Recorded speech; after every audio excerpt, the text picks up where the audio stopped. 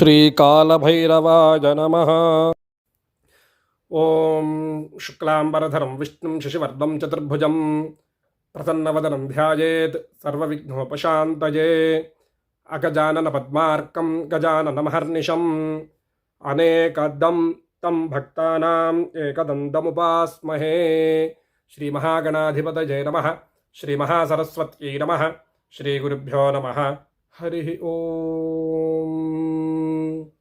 మనము పూర్వము గణేశ పంచరత్న స్తోత్రము, అన్నపూర్ణాష్టకము యొక్క తాత్పర్యములు తెలుసుకున్నాము.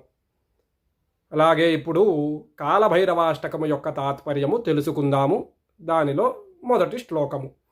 ఓం దేవరాజసేవ్యమాన పావనాంఘ్రి పంకజం వ్యాళయజ్ఞసూత్రమిందుశేఖరం కృపాకరం నారదాదియోగి బృంద వందితం దిగంబరం కాశికాపురాధినాథ కాలభైరవం భజే.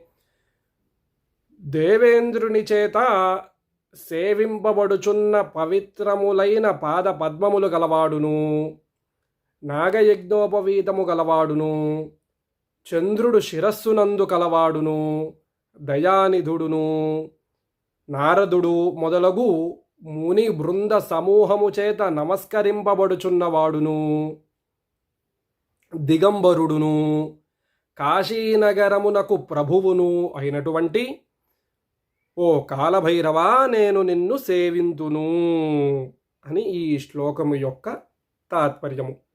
శ్రీకాళభైరవాయ నమః.